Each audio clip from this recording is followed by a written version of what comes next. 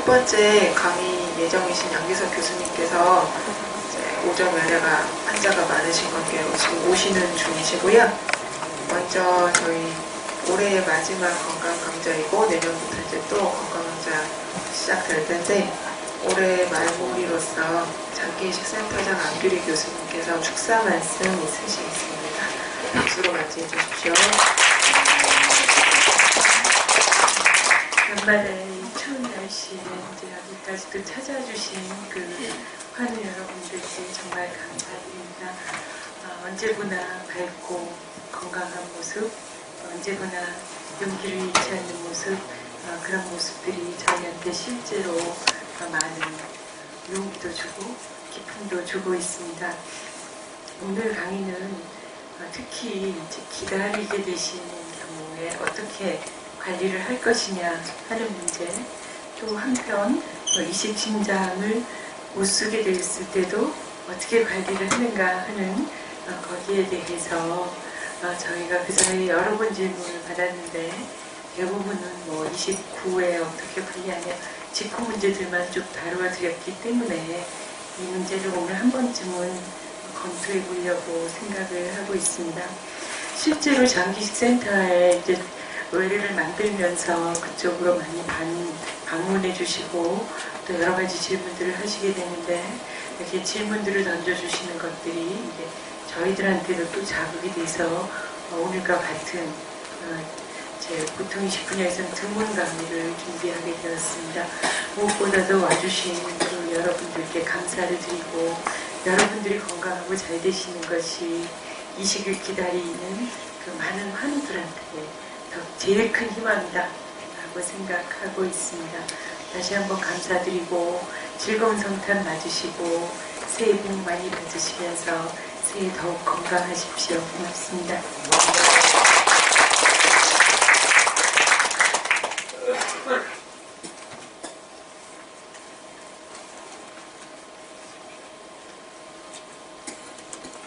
그러면 다음으로 서울대병원 장기이식센터 양기석 교수님께서 내사 장기이식 대기자 수칙에 대한 첫 번째 강의 시작해 주시겠습니다. 예, 안녕하세요. 저 장기이식센터의 양기석입니다. 제가 오늘 말씀드릴 내용은 이식 이미 받으셨던 분보다는 이제 받으시려고 대기하시는 부분에 좀 더 관련되는 내용인데요. 이제 신장 이식을 아무리 이제 잘 관리하시더라도 몇십 년 지나면 또 신장 기능이 떨어지는 경우가 많거든요. 그럴 때 또 여러분들이 마주치게 되실 수 있는 문제이기 때문에 다시 들으시면 좋을 것 같습니다. 이제 신장 이식에서 내사 사체 장기 이식이라는 게 이제 뭔지에 대해서 소개드리면 산 사람이 이제 기정해 주는 거를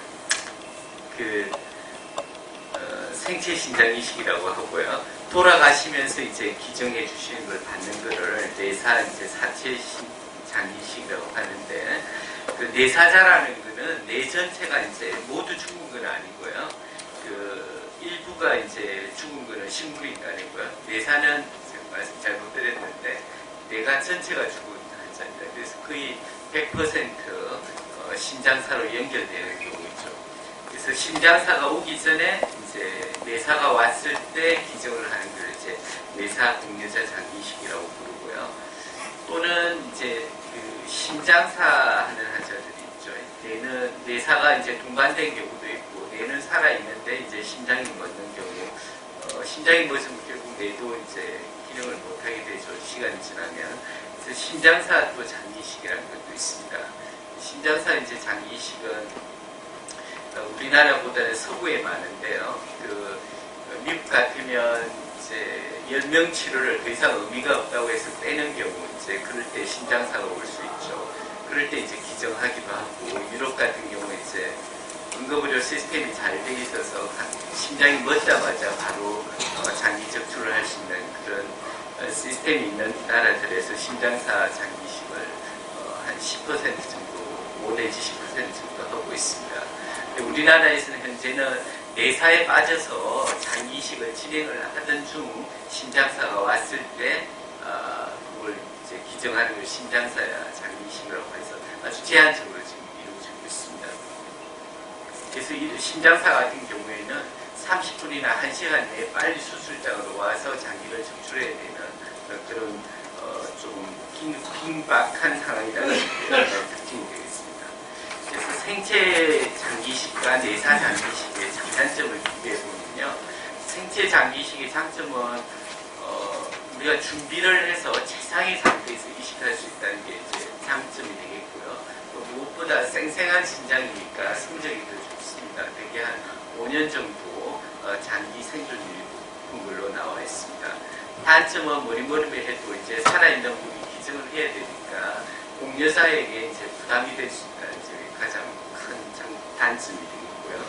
내사이식의 장점은 공여사의 어떤 합병증 가능성이라든지 그런 문제점이 없다는 게 제일 장점이고요. 단점은 앞에서 말씀드린 것처럼 생체 장기이식의 장점이 생존율이 좀 더 낮다는 게 이제 단점이 되겠고요. 또는 언제 내사자가 생길 수 모르니까 예측이 불가능하니까 이게 항상 응급수술로 이루어집니다. 그래서 그런 준비가 좀 생체 신장이식보다는 힘들다는 그런 단점이 있습니다. 그 내사 장기이식을 어떻게 받게 되는지 그 과정을 한번 단계 살펴보면요. 제일 처음 그 내사 장기이식을 받겠다고 이렇게 등록을 하셔야 됩니다. 근데 과거에는 이제 만성신부전 어느 정도 진행되면 등록이 되었지만 몇 년 전부터는 투석을 시작해야만 등록이 됩니다. 그만큼 이제 대기하시는 분이 많기 때문에 이제 그렇게 바뀐 거죠. 이렇게 등록을 해두시면 처음 등록할 때 여러 가지 필요한 검사들이 있습니다. 행정적으로 필요한 검사는 몇 개 안 되지만 의학적으로 필요한 검사는 많거든요. 그래서 처음에 등록 당시에 이제 이렇게 검사를 하시고요. 하신 다음에 이제 금방 내사 장기를 받지를 못하고 있습니다. 실제. 그래서 우리나라 같은 경우 나중에 설명드리겠지만 4, 5년 이렇게 기다리는 경우가 많기 때문에 중간중간 건강 상태가 항상 변화할 수가 있습니다. 그래서 3개월 내지 6개월마다 상태 변화들을 감시를 해야 되고요. 검사들의 주기가 뭐 1년, 2년에 한 번 이렇게 한 검사들이 있거든요. 그래서 주기적으로 체크를 해서 몸 상태 변화를 감시를 하고 적절한 치료를 해야 나중에 기회가 왔을 때 놓치지 않고 이식을 받을 수 있는 거죠. 그 다음에는 이제 기한이 돼서 또는 자기하고 궁합이 아주 잘 맞는 사람이 나타나서 장기 이식을 이제 받게 될 때가 오면 이제 국립장기이식관리센터에서 점수 체계에 따라서 순번을 정합니다. 그래서 순번이 오면 상위 순번 2번 내지 3번까지 새로 생긴 이제 공여자하고 궁합이 맞는지 다시 한번 피를 섞어보는 교차 반응을 시행하게 됩니다. 이 교차 반응 결과 안전한 경우에 순번에 따라서 이제 최종 수혜자가 결정이 되거든요. 순번이 3이시더라도 앞에 1순위와 2순위가 이렇게 궁합이 맞지 않으면 그분까지 기회가 오는 거죠. 그래서 수혜자는 결정이 되지만 이때 평상시 잘 관리를 안 하고 이제 병원을 안 다니시면 검사가 안 돼 있잖아요. 응급실에서 급히 검사를 하게 되는데 그때 이제 여러 가지 이상이 발견되면 이식을 못 받고 다음 순번으로 기회를 넘기고요. 또 기회를 잃게 되는 거죠. 그래서 우리나라는 그 경우에도 순번이 메인 뒤로 돌아가지는 않습니다. 그 순번을 유지는 할 수는 있습니다. 그래서 이제 응급검사 같은 데서도 이상이 없고 또는 평상시 주기적으로 관리를 잘 하셔서 검사에서 이상이 없으셨으면 입원해서 수술을 받는 그런 과정을 겪게 되십니다. 그래서 내사 장기이식은 이제 이렇게 해서 수혜를 받게 되는데 받은 다음에 이제 경과를 보면 내사자 장기는 산 사람하고는 좀 틀립니다. 여러 가지 이제 손상을 받은 상태죠. 내사자는 손상을 받았으니까 이제 내사에 맞았을 거고 내사 자체가 또 신장에 영향을 주거든요.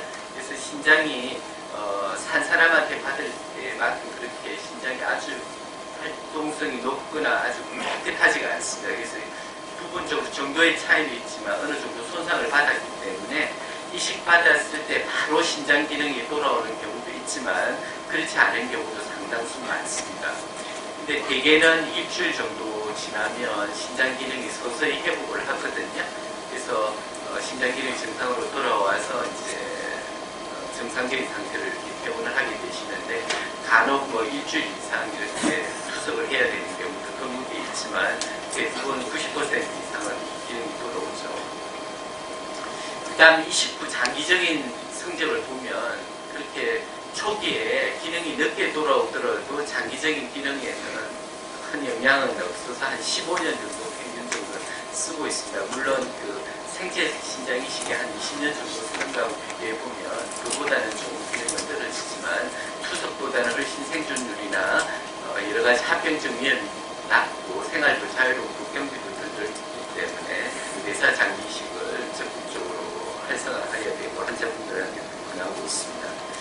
그 내사 장기 이식 우리나라 대기 시간을 이제 그 데이터를 뽑은 건데요. 신장의 경우는 한 1800일이니까 350으로 1년이 한 350일이라고 치더라도 4년 정도 걸리죠. 4, 5년 걸리고요. 이 간장이나 이제 그 심장이나 폐는 기다린 시간보다는 얼마나 심한지가 좌지우지합니다. 예를 들어서 간 같으면 이식 못 받으면 일주일 내에 돌아가신 분이 우선적으로 받아요. 신장은 기다린 시간이 중요하고요. 그리고 이제 이식 성공률들을 보면 오래 지나면 지날수록 이제 이식을 많이 받게 되죠. 점수가 올라가니까. 하지만 몸에 다른 사람 신장을 공격할 수 있는 항체가 많은 사람들이 이식을 받을 확률이 아주 낮아요. 또는 정기검진을 하면서 이렇게 주기적으로 추적한 사람하고 하지 않은 사람하고 비교해보면 가면 갈수록 이제 벌어졌죠. 잘 주기적으로 관리하는 분들이 신장을 되게 잘 받고요. 관리하지 않는 분들은 예를 들어서 뭐 좀 우스갯소리지만 핸드폰 번호 바뀌어가지고 안 알려줘서 못 받는 분도 계세요. 그리고 그 다음에 그 검진을 안 하다가 CT를 찍었는데 망가진 신장에서 암이 잘 생기거든요. 암이 폭이 발견되면 못하는 거잖아요. 그래서 이 검진을 주기적으로 하고 항체가 안 생기게 만들어야 되고 항체가 생기면 적절한 치료하는 게 중요하다고 볼 수가 있습니다. 내사자 장기 이식 순번이 됐는데 못 받는 사람들을 저희가 조사를 해봤더니 경제적인 문제도 좀 많이 차지하죠. 경기가 안 좋을 때는. 또는 건강상의 문제나 준비가 제대로 안 된 경우도 상당히 많고요. 제일 많은 거는 또 주려는 장기가 나이가 너무 들었다고 싫어하시는 분들이 많으세요. 근데 우리가 데이터를 내보면 젊은 사람들은 끝까지 기다려서 젊은 사람 신장 받는 게 더 유리하지만 당뇨병 환자거나 고령의 환자분은 투석하는 게 훨씬 더 위험하니까 고령 환자의 신장이라도 받는 게 훨씬 더 유리하다고 우리나라나 외국이나 다 나와 있죠. 그래서 그 대개 평균 10년을 씁니다. 그러니까 예를 들어서 70세 분이 젊은 사람 신장 기다릴 필요가 없죠. 그리고 60세 이상은 그냥 받는 게 좋아요. 나이 드신 분 신장이. 상당수가 이렇게 신장을 낭비를 하고 있어요. 다음 분들은 넘어가든지 아무도 안 쓰는 경우가. 실제 저희 병원 성적 보면 80세, 20대도 성적 좋아요. 그 다음에 또 하나는 이제 면역학적인 문제는 몸에 항체가 생겨가지고 옛날에 이식을 받았거나 수혈을 많이 받은 사람들이 남의 장기를 공격하는 항체가 많이 생겨있거든요. 그것 때문에 순번을 왔는데 섞어봤더니 궁합이 안 맞아서 못 받는 경우 상당수 많습니다. 그래서 대기기간 중 그 투석 환자는 만성심부전 환자는 정상인보다 암이 굉장히 잘 생겨요. 이식해도 마찬가지고요. 그래서 보면 신장에서 암이 제일 많이 생겨요. 망가진 신장에서 암이 잘 생기거든요. 그래서 투석 환자들은 이게 스크린을 하셔야 됩니다.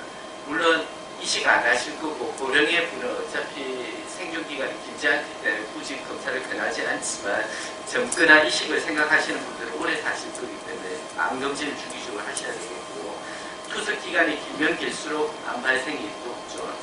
그 다음에 우리 심장 검사에 보면 60%가 비정상입니다.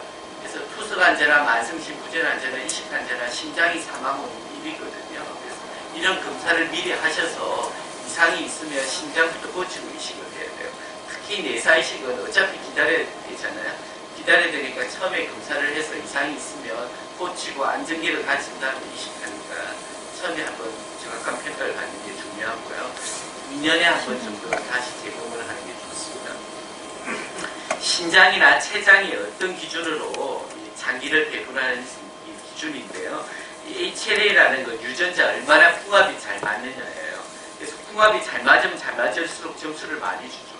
그러니까 그러니까 어떤 사람이 이제 밤에 뇌사자가 발생했는데 궁합이 아주 잘 맞는 사람이 있으면 기다리는 시간이 1년도 안 돼도 받을 수도 있어요.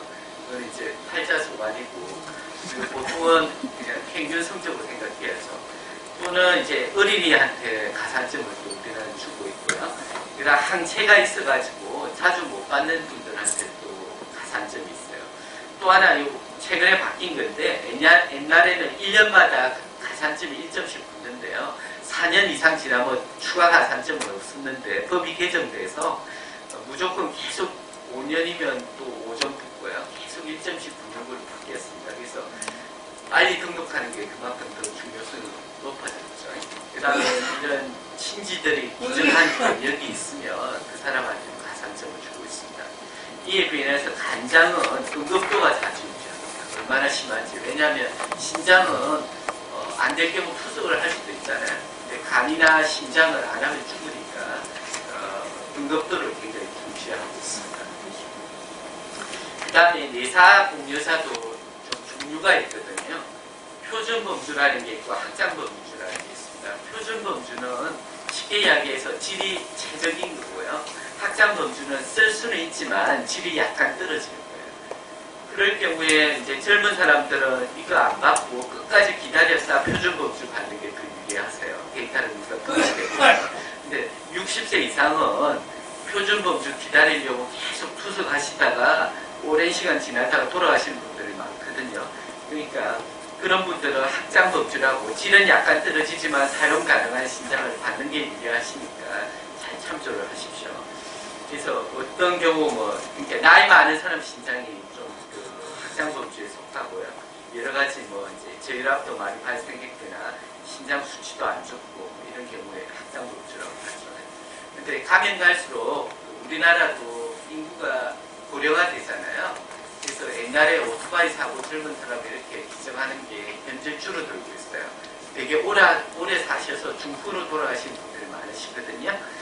감염이나 이제 그래서 점점 기증자의 그 신장이 최적의 질을 가진 표준보다는 확장이 점점 많아지고 그래서 너무 좋은 걸 계속 기다리시는 것보다는 빨리 확장범주라도 받는 게 아마 현명할 것 같습니다.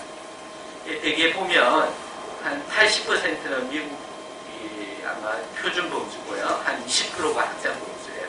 우리나라는 이렇게 옛날에는 확장범주가 낮았지만 점점 확장범주가 20% 가까이 올라가고 있습니다. 아마 앞으로도 점점 심해질 거예요. 이런 추세는. 이게 신장 성적의 1이요. 위쪽은 투석하는 게 더 오래 사는 거고요. 아래쪽은 이식하는 게 더 오래 사는 건데, 보면 1년 200일이 안 돼도 이식하는 게 유리하다는 얘기죠. 그러니까 초반에는 수술 위험이 높아서 이식하는 게 불리한데요. 100일 정도만 넘기면 이식하는 게 훨씬 더 오래 살고 더 좋다는 얘기죠. 이 점선은 이제 질이 좋은 최적의 공여 신장이고요. 이건 좀 질이 떨어지는 건데 질이 떨어지는 것도 한 150일 넘어가면 이식이 더 유리하다는 거죠. 이 그래프가 좀 복잡한데 밑에 걸 보시면 될 것 같아요. 우리가 분석해 보니까 40세 이상 당뇨병 환자나 4년 이상 기다린 40세 이상 환자는 투석 계속 하다가 제일 좋은 거 받는 것보다는 빨리 조금 질 떨어지는 것도 받는 게 좋다는 데이터죠. 이건 미국 데이터고요. 그래서 저희는 권유하는 게 당뇨병 환자면 40세 이상, 당뇨병 아니면 60세 이상은 확장범주 공여자라도 빨리 받는 게 좋다고 그렇게 권유하고 있습니다. 내사 대기자들이 관리가 상당히 안 되고 있어요. 일단 등록만 하고 자기가 등록한 줄 모르는 분도 많고요. 등록을 하고 이제 1년에 한 번씩 피를만 뽑는 분들이 있고요. 또는 1년에 한 번 피도 안 뽑아서 그 기간은 가산점이 안 들어가거든요. 1년에 한 번씩 피를 안 뽑으면. 그래서 보면 전국 이식센터들을 저희가 조사를 해보니까 3분의 2가 관리를 규칙적으로 하고 있지 않습니다. 이건 병원 기준이니까 실제 환자분들한테 설문해보면 이거보다 더 추적을 잘 안 하고 있습니다. 그래서 전화로 그나마 하는 것가 대부분이고요. 그래서 안검진을 보면 규칙적으로 하는 게 한 40%밖에 안 돼요. 그래서 여러 가지 문제가 많고요. 이런 여러 가지 이제 검사들을, 이게 서울대학병원인데 서울대학병원에서도 심지어 대부분 검사들이 반 이상의 환자들 안 하고 있어요. 그래서 최근 몇 년 동안 이런 분들한테 연락해서 업데이트를 하고 있는데요. 이런 걸 잘 관리하는 게 사실은 우리가 검진하는 게 이제 시간도 들고 경비도 들어서 문제긴 한데 여러 가지 비용 효과 면으로 따지면 늦게 발견해가지고 20기에 놓친다든지 늦게 발견해서 병이 커져서 문제가 되는 것보다는 싸기 때문에 당장은 부담이 되더라도 규칙적으로 하는 게 좋을 것 같습니다. 그래서 내사 대기자 이제 좀 빨리 받는 게 중요하잖아요. 어떻게 하면 가장 빨리 받을 수 있을까 하는 그런 요약한 건데요. 일단 빨리 등록하는 게 중요하죠. 왜냐하면 1년마다 계속 가산점이 붙으니까 투석하자마자 바로 등록하셔야 되죠. 그 다음에 대기 기간에 철저한 관리로 자기한테 순번이 왔을 때 놓치지 말고 받으셔야 돼요. 그러려면, 왜냐면 이제 암이나 심장병 감염 같은 게 그날 선정됐을 때 발견돼가지고 취소되는 경우도 있고 핸드폰 번호 바뀌어서 연락 못 받는 경우도 있고 하니까 그런 취소되지 않게 평상시 관리를 해야 된다. 그 다음에는 좀 질이 떨어지는 거라도 자기 상황에 맞게 빨리 받는 게 또 현명한 거라는 거. 그 다음에 아까 공격하는 항체가 있어서 궁합이 안 맞아서 못 받는 경우가 많잖아요. 그래서 이렇게 항체가 많은지 미리 테스트를 해봐서요. 항체가 많으면 항체를 미리 제거해주면 한 반 정도에서 이식이 성공합니다. 제거하지 않았을 경우 성공률이 한 11%밖에 안 되거든요. 물론 사람마다 틀려요. 항체가 많으면 그만큼 확률이 떨어지고요. 그래서 항체가 있으면 미리 제거를 하는 치료도 필요할 것 같습니다. 그래서 우리가 이제 내사 등록하시려고 처음 오시면 몇 가지 검진을 하는데 크게 봐서는 항체가 있는지, 그다음 궁합 검사를 해둬요. 궁합 검사를 해둬야 내사자가 밤에 생기면 궁합을 맞춰봐서 궁합이 제일 잘 맞는 사람한테 점수를 많이 주고 배송을 우선적으로 해주니까요. 이 궁합 검사를 해둬야 되고요. 두 번째는 암 검진을 해요. 암 검진을 하는 이유는 평상시에 암이 너무 적은 거는 우리 몸의 면역계가 다 제거를 합니다. 근데 너무 커지면 감당이 안 돼서 이제 암에 걸리는 거죠. 근데 우리가 이식을 하면 남의 신장이니까 내버려 두면 그 부분에 생기거든요. 우리 몸은 병균 같은 남의 게 들어오면 제거하려는 본성이 있습니다. 우리 몸을 지키려고. 하지만 남의 신장은 남이 끄긴 한데 좋은 거잖아요. 제거를 하면 안 되죠. 하지만 우리 몸의 면역성은 좋은 거하고 나쁜 걸 구별 못하고 남은 다 제거를 하려는 본성이 있습니다. 그래서 억지로 신장을 살리려고 면역제제를 먹어서 면역성을 떨어뜨려요. 근데 시간이 지나면 익숙해져서 잘 때리고 살거든요. 그래서 나중에는 약을 줄입니다. 그렇지만 이런 면역 억제를 한 축적된 효과가 있기 때문에 암 같은 게 조그만 게 숨어 있으면 평상시는 문제가 되지 않지만 면역 억제를 하게 되면 확 커질 수가 있어요. 그래서 미리 이식할 때 이잡듯이 뒤져서 있으면 암부터 제거하고 이식을 해야 됩니다. 암이 중기일 경우에는 한 5년 정도 기다려야 되고요. 재발 없는지 확인을. 초기일 때는 한 2년 정도는 기다려야 됩니다. 그래서 어차피 대기할 때 기다려야 되니까 이식 당시 등록할 때 암검진을 이잡듯이 해서 있으면 꽂히고 재발 없는지 어차피 기다리는 동안 관찰하자는 거죠. 세 번째는 심장병 같은 몸에 주요 합병증이 있는지도 조사를 해야 돼요. 우리가 이식하는 목적은 궁극적으로 더 오래 살려고 하는 거죠. 제일 안 좋은 거는 이식을 해내서 신장은 좋은데 심장병이나 딴 데 뭐 병이 생겨가지고 병원 자주 입원하고 돌아가시면 아무 의미가 없죠. 그래서 심장병이 사망원이 1이거든요. 그런 걸 미리 조사를 해서 이것도 고치고 이식을 받는 게 좋죠. 예를 들어서 심장병 같으면 협심증, 심근경색 같은 게 있으면 6개월 내지 1년 정도 안정기를 가진 다음에 해야 되거든요. 그래서 그런 거 평가하고 치료할 시간이 필요하다는 거죠. 그래서 이렇게 등록할 때 한번 평가를 하고 끝은 아닙니다. 왜냐하면 한참 기다려야 되니까 그 사이에 또 몸에 여러 변화가 생길 수 있잖아요. 그래서 3개월 내지 6개월 정도 대개 투석은 외부 병원에서 하시니까 3개월 내지 6개월에 한 번씩 오셔서 투석이 적절히 잘 되는지도 체크하시고 이런 건강검진도 돌아가면서 이제 모든 걸 하진 않지만 이렇게 관리를 하시는 게 좋을 것 같습니다. 그리고 1년에 한 번 그 궁합 맞춰보는 피검사를 꼭 하셔야 돼요. 이거 안 하면 대기 기간에서 그 기간을 안 기다린 걸로 간주거든요. 그래서 이게 이식 환자들한테 맞게 또는 이식한 환자 또는 이식 대기자한테 맞게 제가 만든 검진 스케줄입니다. 이 스케줄은 이 정도는 최소한 해야 되겠다는 거고요. 자기가 경제력이 있고 시간이 있으면 검진이라는 걸 자주 하면 할수록 좋은 거죠. 예를 들어서 우리 국민보험공단에서 2년에 한 번 해주는 거 있잖아요. 저렴한 가격에. 그런 거 하시면 되는 거죠. 그 결과지를 가져오시면 거기에서 빠진 것만 저희가 추가하면 되니까.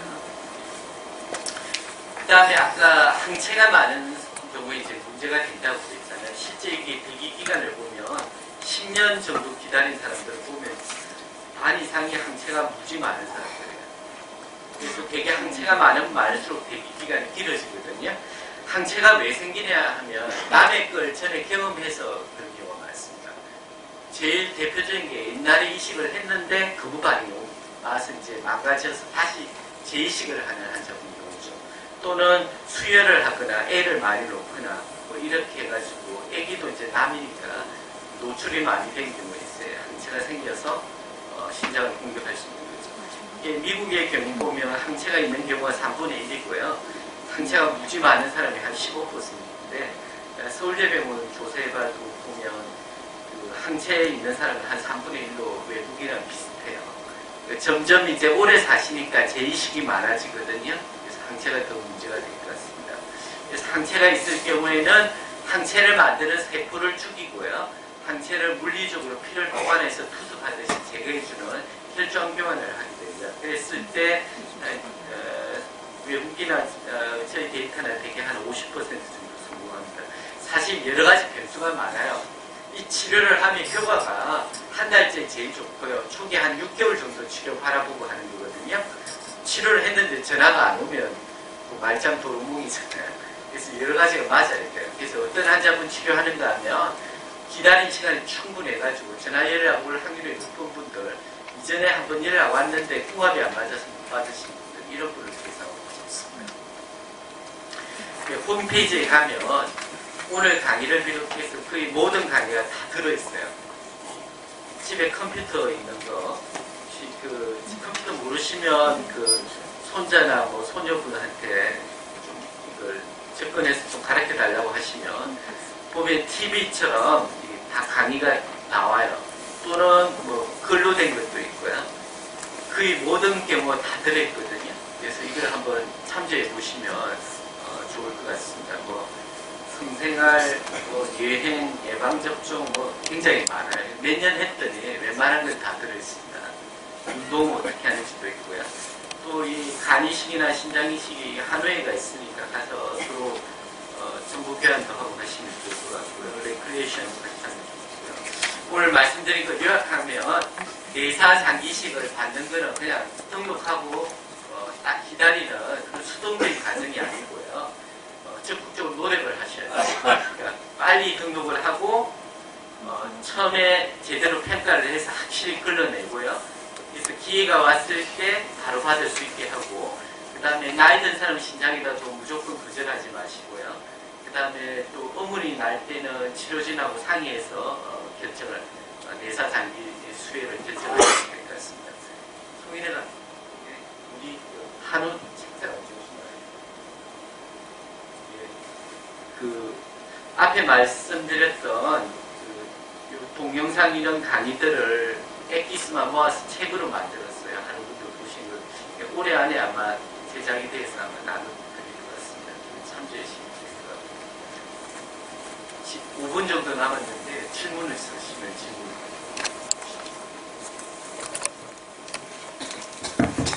아무거나 물어보시면 돼요.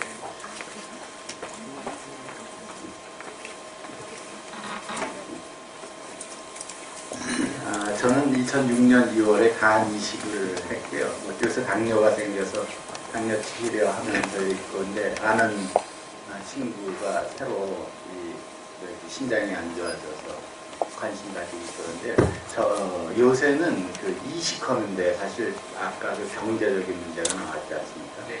신장 이식은 경비가 얼마나 통상 들어가는지. 대충 이야기하기 한 1,400 정도라고 이야기하는데 어떤가요, 수고하셨나요? 검사비까지 다 합쳐서 근데 뭐 항체가 많아서 제거를 하고 하면 추가 경비가 좀 들고요. 예.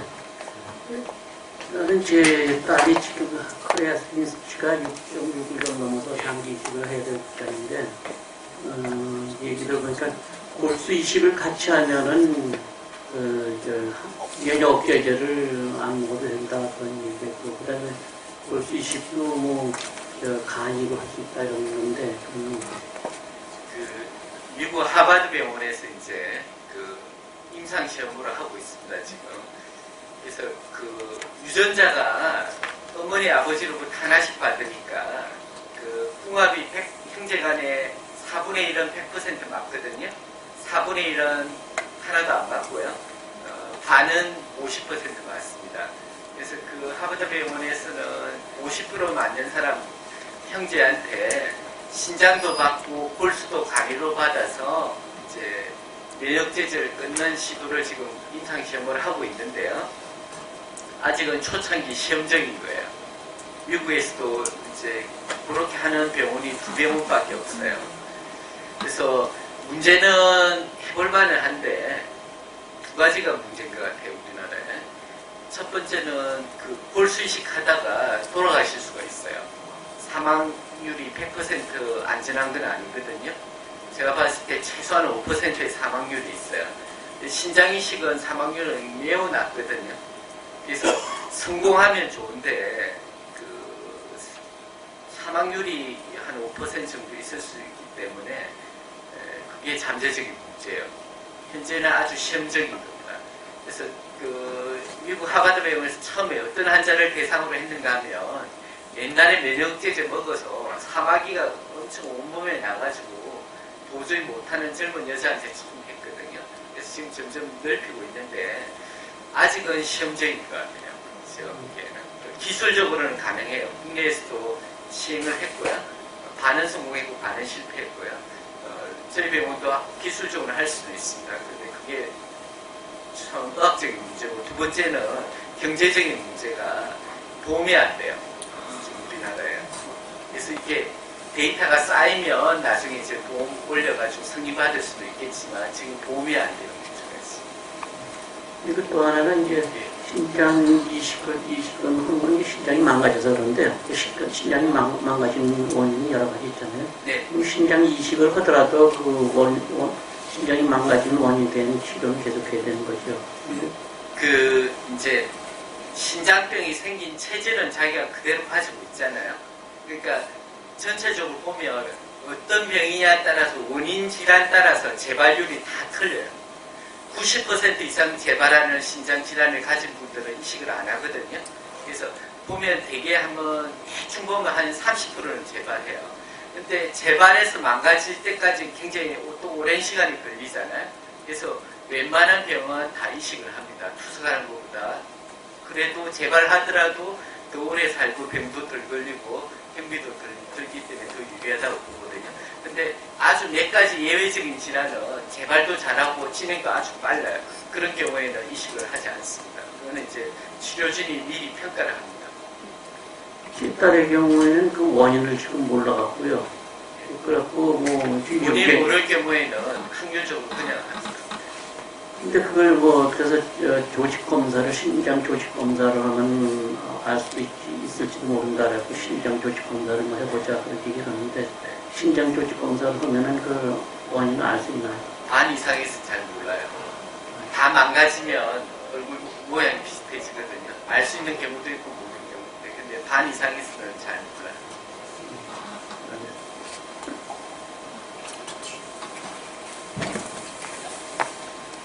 저는 2009년 한 11월 달에 제가 이식을 받았어요. 여기 서울대병원에서요.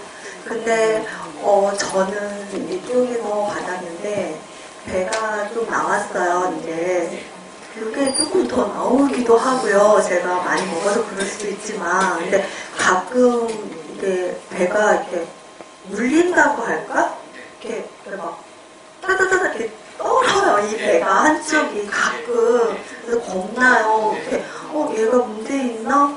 얘가 왜 그러지? 그래서 제가 이거를 이렇게 약간 꼬부리자면 제 이 다리를 심장 받은 쪽에 그러면 거기서 약간 그런 충격이 일어나더라고요. 그러면 다리를 좀 이렇게 편하게 이렇게 뻗어주잖아요. 좀 편하긴 한데 이게 자주 나면 예. 문제가 있나요, 얘가? 그 원래 신장이 허리 깊숙하게 숨어 있어요. 근데 이제 이식을 하면 아랫배 굉장히 표면 아래쪽에서 붙이거든요. 그래서 불로 튀어나오고요. 이식하면 살이 쪄요.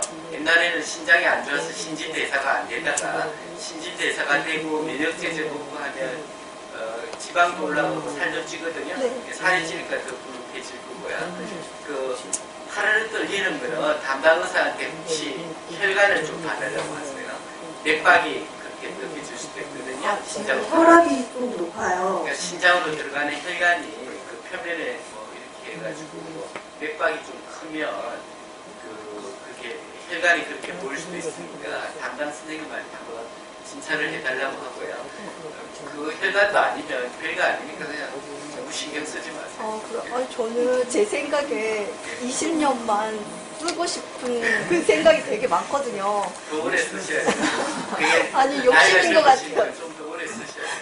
그 다음에 그 약만 잘 드시면 되게 그 습경도가 좋죠. 그래서 그게 불안해서 한번 아니, 물어봤어요. 너무 불안해하지 마세요. 그 진찰만 좀 해달라고 해보세요. 네. 감사합니다. 혈관이 좁아진 거 아니지? 예. 그러면 우리 홈페이지에 들어가면 질문할 수 있는欄이 있어요. 그 질문하면 되게 24시간 내에 답 따라주죠. 네. 그렇게 하시면 될 것 같아요. 다음 강의 듣고 또 논의하도록 하겠습니다. 감사합니다.